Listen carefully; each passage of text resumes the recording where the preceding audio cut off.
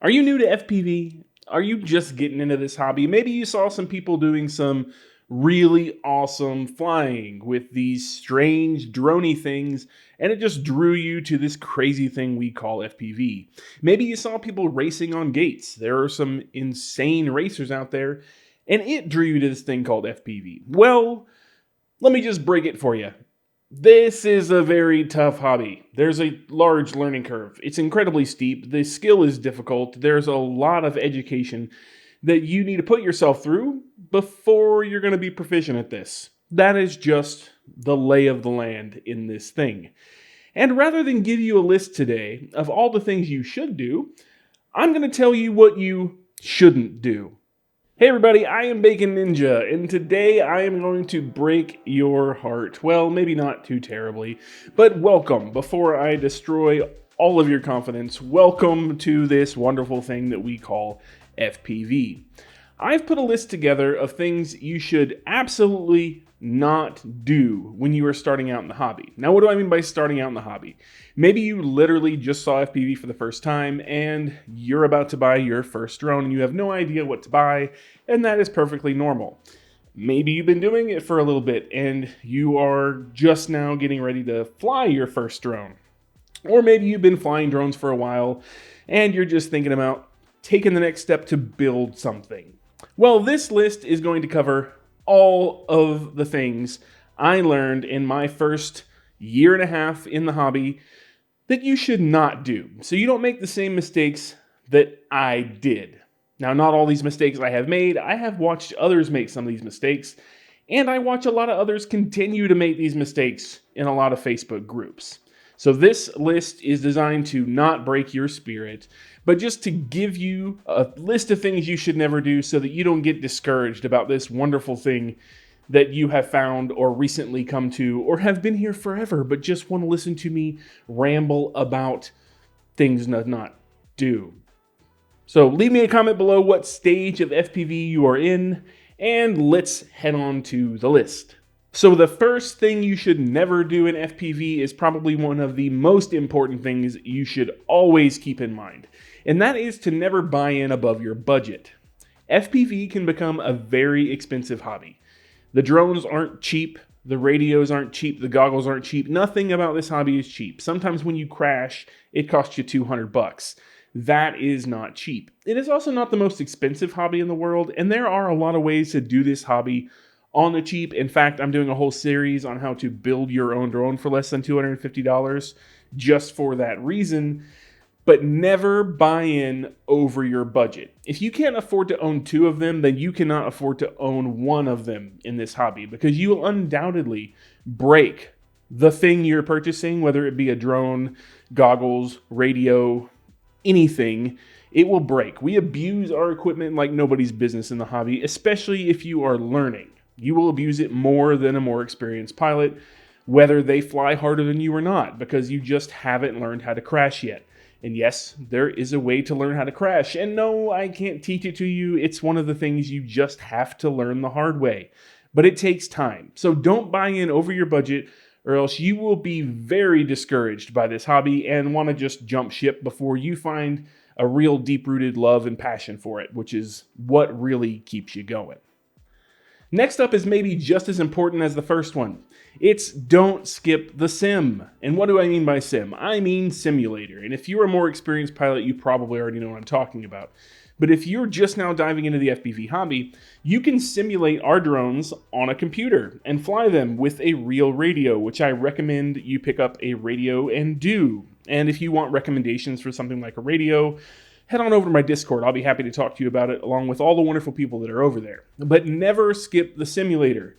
It lets you crash your drone 1,000,000 times for free, which is way more than I can say for real drones, because you absolutely will crash. There's no way you're going to pick up one of these drones for the first time and not crash it. You're going to do nothing but crash. You're going to plow the ground. You're going to destroy the thing every time you turn around. And that's going to get expensive. So start out in the simulator. And if you want my recommendation for simulators, I would say as a newbie, you should be looking at a game called Liftoff. It is a pretty nice graphical simulator. It does a decent job of simulating our quads. If you don't like the look and feel of that one that can be purchased on Steam, maybe you should take a check out at Velocidrone, because Velocidrone is also a very good simulator, probably a little better when it comes to the feel of the drone, but not as fun graphically. So you take your pick. Just get one of them, get in it, and put down some flight time. And tacking on to that last one about simulators, don't start out in the simulator trying to do all the cool fancy tricks. If you showed up to FPV because you saw someone doing awesome tricks, it might not have been me, but it might have been me, who knows. Don't think you're just going to get in the simulator and start doing all the flippy flops and making things look crazy with your drone, because that is not going to happen. Everything is about muscle memory in this hobby. Everything. And those neural pathways have to be built, and you have not built them yet. You might not even build them for several years in this hobby, depending on who you are and your previous experience. That is perfectly normal, but don't expect that you're just going to get in the simulator and be all crazy. What you're going to do in the simulator is crash. And what you should be doing in the simulator is starting up a race course. And if you're sitting here thinking, no, I don't want to be a racer, I want to be a freestyle flippy flopper, well, you kind of do want to be a racer, especially when you're starting out, because hitting race gates is just like hitting gaps. If you can put the drone through race gates, you can put the drone between those trees. And that is exactly what you're trying to do, my friend, so go do it in the simulator. I say that you shouldn't fly a real drone for the first time until you can completely finish the lap of a basic course through every single gate in liftoff. Once you can control the drone in acro mode, and we'll get to that in a minute, through all the gates in a simple course in liftoff, which they are rated easy to hard, then you are ready to actually go fly a drone in real life and start doing some real life crashing. But until you've gotten there, don't try the flippity flops, because you're just going to ruin all the neural pathway building that you've got potential for in those first little bits in FPV. So do yourself a favor. Whether you're going to be a racer long-term or not, whatever's in your noggin, go do some race gates until you can complete a course in a simulator, completely, without crashing, without hitting the gates, without flying to 900 feet in the air, controlled through the gates, and you will prosper. This next one is also very important, but is a really tough decision when you're starting out. There are a couple of modes that we can fly our drones in. A lot of pilots like me and other ones that have been in the hobby for a while fly in what's called acro mode. And in acro mode, you can essentially spin the quad entirely over itself. It will go for as long as you move the stick. If you've got the stick pushed forward, it's going to spin forward until you stop pushing the stick. If you've got it pulled back, same thing for backwards, sideways, it'll roll one way or the other, and the throttle will go endlessly until you move the stick. It's just going to do what you tell it to do. There are a couple of other modes for the drones, and one of the more popular ones is called angle mode, or auto level mode, or sometimes horizon level mode. It has a few different names, but what that does is it uses a built-in accelerometer on the flight controller to kind of bring the drone back to level when you let go of the sticks. So if you want to move forward, you push forward, and the drone tilts forward but doesn't go all the way over in revolutions. Same thing left, right, and backwards, but it always finds its center, and it doesn't let you send the end over the front like you see a lot of pilots do in their footage. So a lot of people starting out will get into that mode because they will be able to fly the drone very quickly. It's almost like flying a DJI or more consumer camera drone. The controls are very similar to that in that mode. The problem is, you're wasting a lot of precious time at the beginning of your FPV journey when your brain is making all the neural pathways to your fingers and your eyes, where you could be setting pathways for a more appropriate long-term mode, like acro, because at the end of the day, you're going to probably want to fly in the cool acro mode that lets you do whatever you want with the quad when you can learn to control it. And if you spend a bunch of time in angle mode and then you move to acro, you're going to have to unlearn all the neural pathways that you've already put down and then relearn. And even though it may not take as long the second time, it will take you longer than it would if you had just started out in acro mode. Now, I started my journey in angle mode for about 2 hours, and then I thought, man, this is easier and I like it, but I'm just going to bite the bullet and do the hard thing because I know at the end of the day, I want to eventually do the hard thing. So I just did the hard thing. And I didn't spend any extra time learning how to undo angle mode. So when you find yourself in the midst of that decision, pick acro, crash a bunch, be sad a little bit, but know that you're working towards something tremendously awesome, and you will get there. It will just take you time. Don't take the time to learn angle mode and then have to unlearn all the neural work that you've done to learn acro mode when you really want to be able to fly the quad. And this one is pretty simple, but you might question why. And it is never leave your FPV goggles in the sun. And let me just tell you, it's because the sun is a deadly laser. And yes, this deadly laser will find the LCDs in your goggles and destroy them. The lenses that we use on FPV goggles are more like magnifying glasses than they might appear, because the screens are actually very, very small inside of our goggles, and the optics on top serve to make that look like a bigger screen, even though it's itty bitty. So that also means that all the sunlight pouring into your goggles will burn a spot in that screen, and you will have a dark spot in your screen forever, and you will be very sad. Now, some goggles don't have magnification lenses. Others do. It is always the best method to just not put any goggles in the sun. You should never let the lenses see direct sunlight for fear of murdering your goggles. Always cover them up, set them in a bag where the sun can't get to the backside. It's not so much about heat on the goggles, it is just the deadly laser beams coming off of our giant orange life giver that might destroy the LCDs or OLEDs or anything else, LCOS, a bunch of other kinds of screens that may or may not be in your goggles. It will destroy them all just the same. So definitely never leave it in the sun where your optics are pointed anywhere near possible. You put the goggles around your neck, the sun can get in from that. You put the goggles on your head, the sun cannot get in from that. You set the goggles on a chair, the sun can get in from that. You set your goggles in a bag, the sun cannot get in. So just think about those things when you're taking your goggles off in between packs, because you will definitely have downtime. And you don't want to come back to laser burnt LCDs. These next few tips are going to be for people who may already have been flying for a little while, but they still apply. When you get a new quad, always check the prop direction in Betaflight. It is really simple. You just connect your quad to Betaflight, you go into the motors tab, and you look at this fun little picture which shows you right there which directions your prop should be going. And those props are pretty reflective of what you should see on your drone. So make sure the picture looks like your drone. Do not change the picture to look like your drone. Change your drone to look like the picture. Because if you start that drone up with props in the wrong direction because you didn't check, it's just going to immediately flip over and flop on itself, and you probably won't break anything. But there's always the possibility that Betaflight doesn't catch that bad startup, and the drone flies to the moon forever, and you never see it again. And that's a really sad day for a brand new quad. A lot of new quads from manufacturers come with different configurations for if the props are spinning clockwise or counterclockwise in certain areas. So always check. Whether you think it's a certain way or not, go into Betaflight and take a look. And since you've got a new quad and you're already in Betaflight, do not feel the compulsion to flash the latest version of Betaflight onto your drone. Until you fully understand what Betaflight is and the controls within it and where things are and how to back up your configuration, which, by the way, is super simple.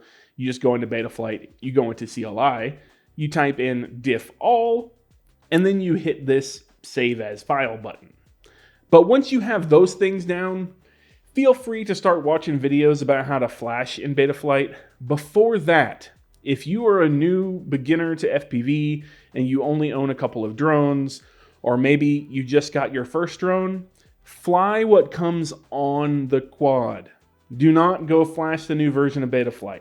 I don't know how many times in the last month I've seen on some of the beginner Facebook groups, people flash their quad, completely lose their configuration, and then are just totally dead in the water and cannot figure out how to go get a factory config. Sometimes you can't even go get one, or how to recreate a usable config. because they had no business flashing the thing in the first place. It's not like other electronics that you get where the first instinct is, yeah, update it. Whenever I get a new phone, yeah, I want to update the Android OS. And yes, it's an Android. It is not an iPhone because there are no Apple products in my home. But this is not like that. This is a FPV drone running open source firmware. And you don't need to be flashing it until you fully comprehend the consequences thereof and the ways to avoid said consequences.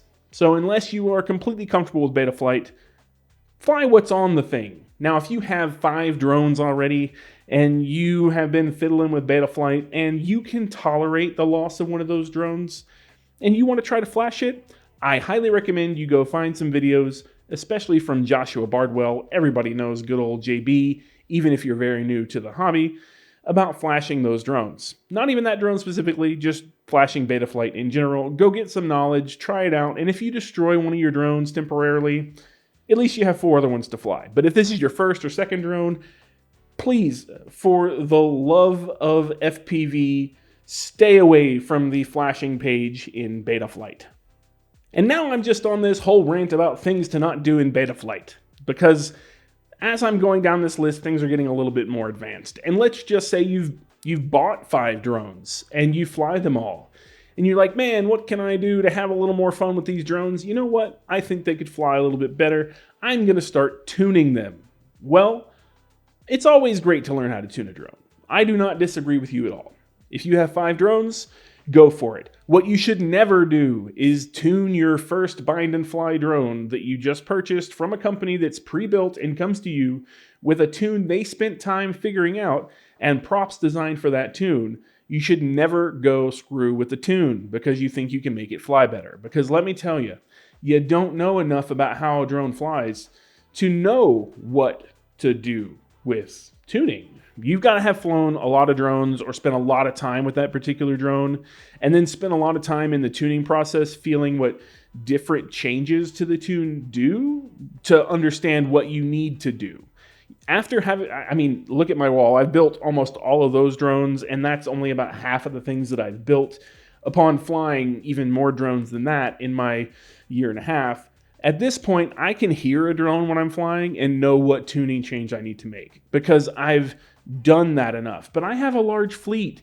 Don't ruin your drones because you tried to tune them, because chances are you're going to push it too far because you don't know what the limits are and you're going to burn something up, or you're going to make it fly worse than it flew with the factory tune. Now, there are some instances where the factory tune is a little bit better than hot garbage, but barely. And yes, there are better tunes out there. But what I would do instead is stick to the presets page in Betaflight for that specific drone. Flashing a preset in Betaflight on your bind and fly drone when it's not specifically designed for your drone, the motor size, the weight of your drone, the prop size, the prop pitch of your drone, and the kV of those motors on your drone with the voltage of your pack, because all those things are variables in tuning. If that tune is not designed for that, there's a very good likelihood that it will not be as good as the tune that came with it. So, until you're ready to dive off into possibly destroying some of your quads and not crying about it, do not get into tuning. It's not going to help you yet. Just fly it as is until you can get flying down to muscle memory and you can fly the thing every time without crashing.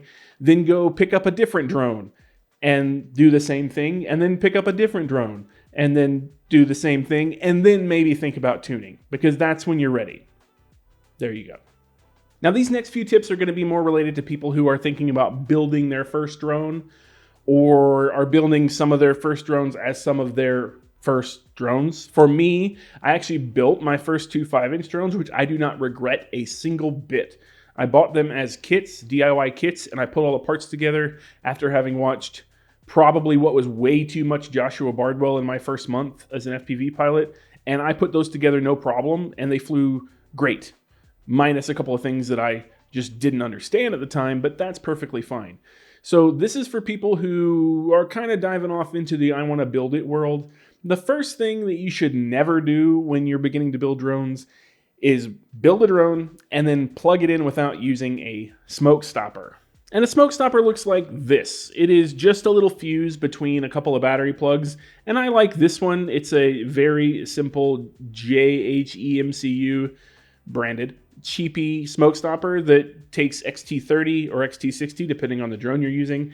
And essentially what it does is it limits the current that can go through this so that if you do have a short in your drone, it doesn't catch anything on fire. Because if you plug a fully charged or even partially charged pack into a drone that has a short, it will at least catch fire, destroy something right there near the short, if not catch the entire quad on fire and maybe even damage your battery.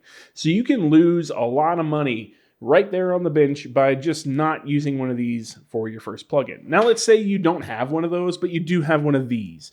This is a multimeter, and it's a digital multimeter, but that doesn't really matter. There's a mode on here where you can hear continuity. Let me find the knob. It's hard to do backwards.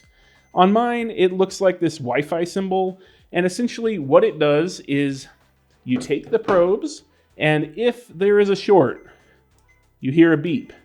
Now what you would do with these is you would stick them in the lugs of your XT60 plug, and you should not hear a beep. If you do hear a beep, it's a very good indication that you have a short. And then there's a whole process for figuring out where that short might be. And let me know in the comments below if you'd like me to do a video on how to discover that short if you do in fact hear a beep at this stage. But chances are if you have a multimeter at home like this, you might already kind of know what you're doing with building electronics, so, have at it. But long story short, never ever plug in a new build without a smoke stopper or at least doing a continuity check. You will almost always regret it. And the next thing is kind of related to building. It is never, ever, ever work on your drone on the bench, inside or outside, if you are not intending to fly it, with the props on it. Because the props might not look menacing while they're all sitting there cute and cuddly. Of course, they're not ever cute and cuddly. They're made of polycarbonate. But they might not look menacing right then. But if they spin up, they are basically razor blades, and they will mangle ye fingers and anything else it touches. Now, it probably won't cut your fingers off, but you will not be a happy camper, and you will be missing some meat by the end of it. The quad is going to win, and the whole time, you're going to be bleeding all over yourself, getting cuts on your hands and arms and everything else, while you're anxiously trying to unplug an XT60 and getting blood everywhere. If that doesn't sound like a good Saturday night to you, then take your props off on the friggin' bench, because it's really easy to do, and you should just always, as a safety measure, before you go to program your drone, if there's any possibility that you're going to be plugging a battery into that drone and you are not intending to fly it, you should have the props off, because you never ever know what's going to happen.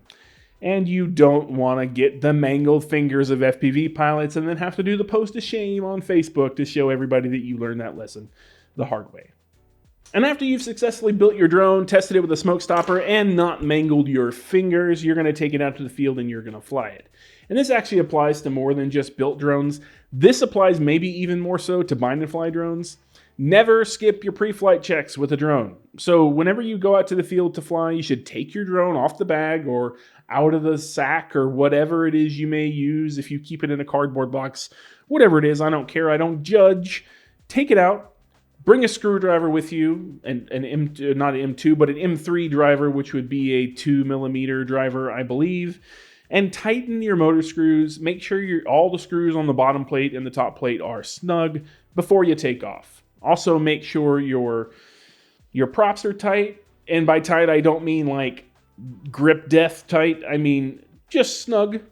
Let's say snug, one ugga-dugga, but not too snug. I don't know the definition of ugga-dugga in like inches per foot or foot pounds or inches per foot. That is always 12. But in foot pounds, I am not sure, so don't ask me. But you should definitely make sure they're snug and not overly tight, because tight prop nuts is how you destroy blades on props when you hit things, by the way. But you should never skip your pre-flight checks. And also, a thing that I like to do is take the quad by the motors and just give it a little twist on either side, and then I give it another twist, and then I grab two arms and I push and pull them together, and I grab another two arms and I push and pull them together.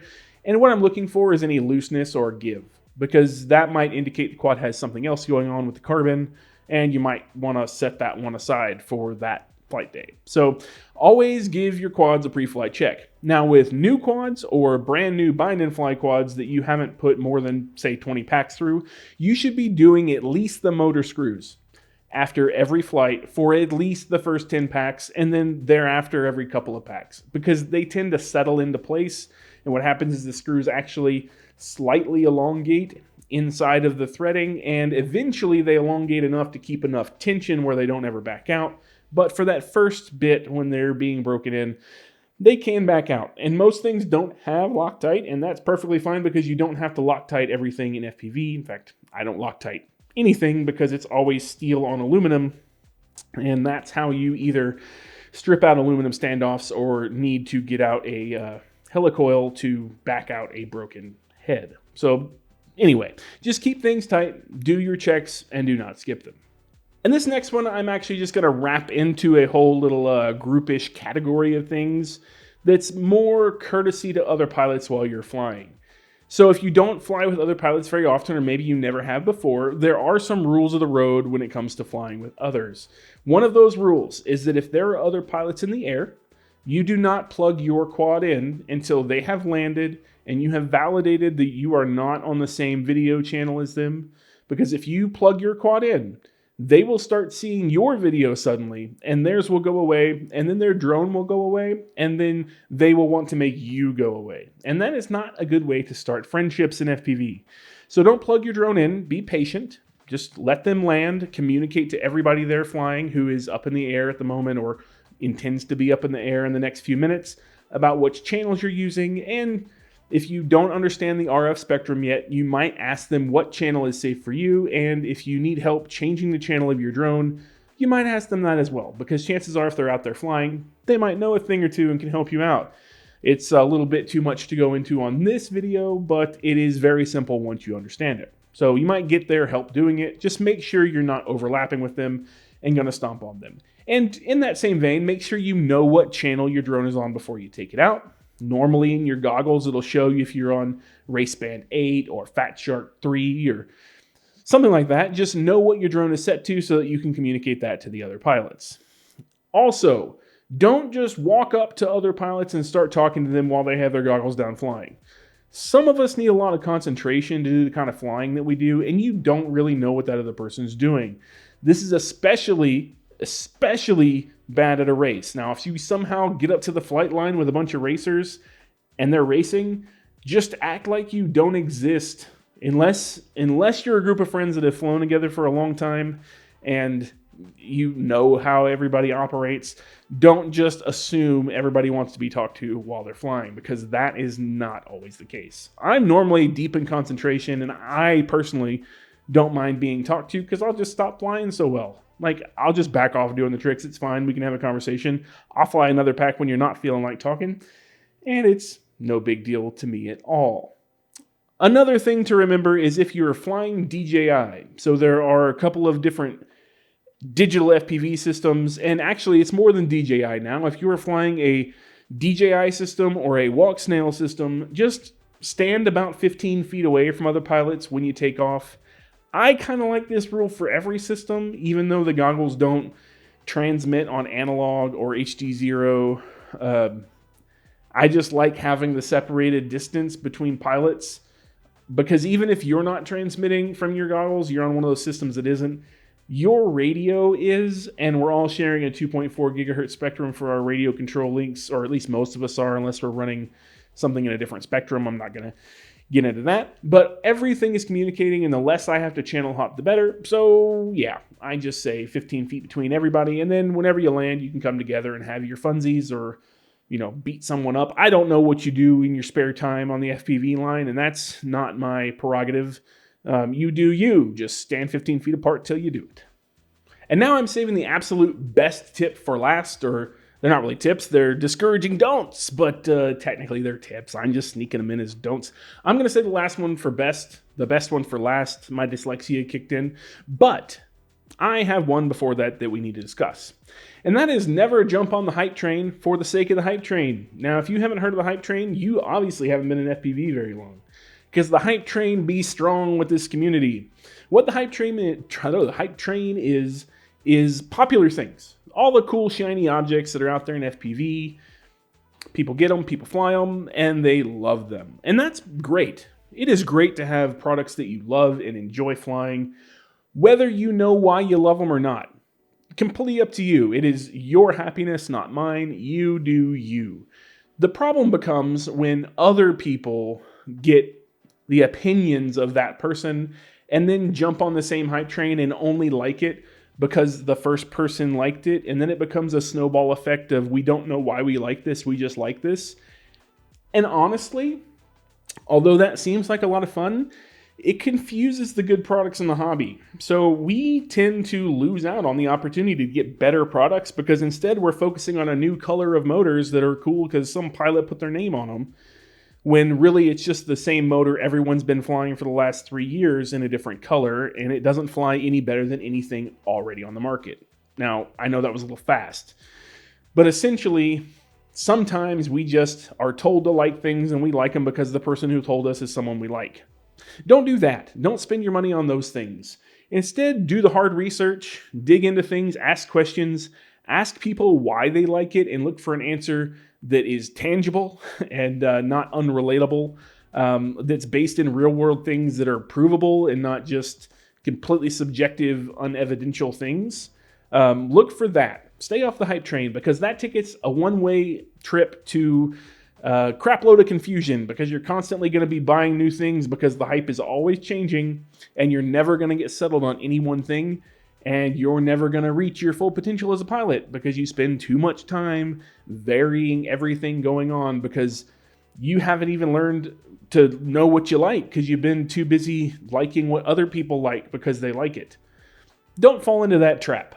It's a pretty large subset of the FPV community sometimes, and I'm not going to say I haven't ever been guilty of it, but I'm at least mentally aware of trying to stay out of it, and you should be too. And the last but most important tip I can ever give you is don't get discouraged. This FPV hobby is incredibly discouraging at times. There are times where you will feel defeated. There will be times where you feel like you know a lot of things and then learn that you don't.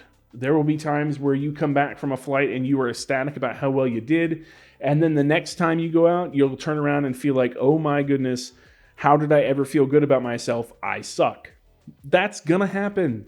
Don't let you discourage you because that is very easy to do, and people walk away from this hobby all the time because of the technical learning curve, the expense of breaking things, being scared to break things, and being discouraged by just not progressing fast enough. Everybody progresses at different rates.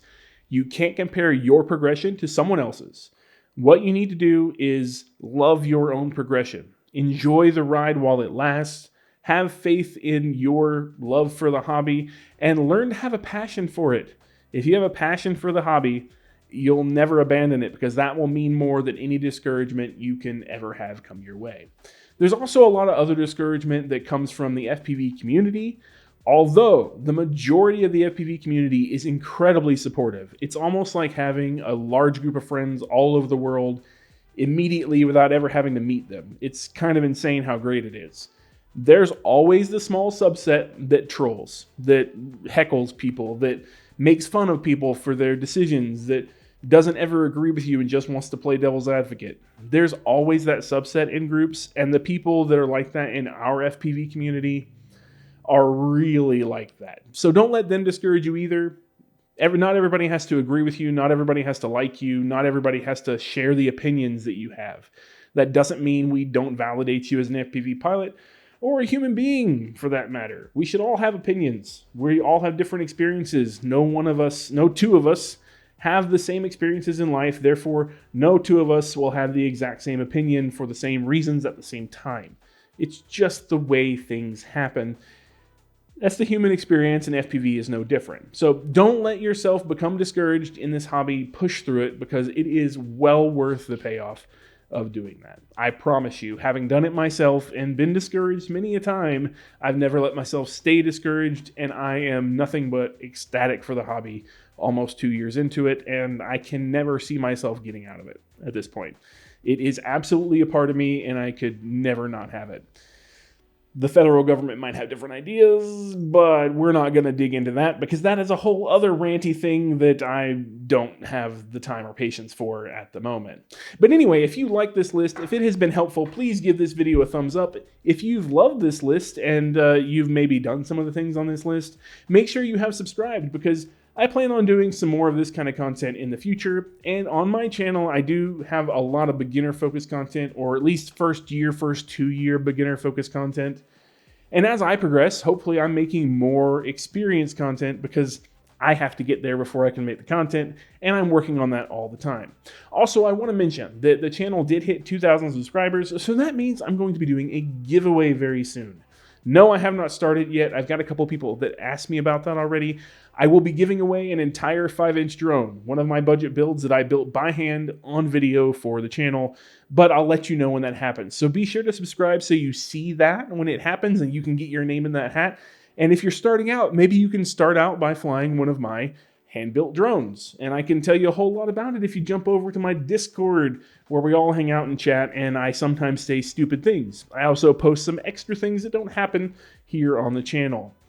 But that's it. That's all I have. This is a holiday week, and I'm trying to keep the videos concise and fun. So this is one of them. And for fun, somehow I decided to tell you what not to do, because I'd rather be negative than positive, because that's a really deep inherited personality trait. It has something to do with me loving cats more than dogs, because, oh, sorry, if you hate that, leave me a comment below, because I like fuzzy murder beasts.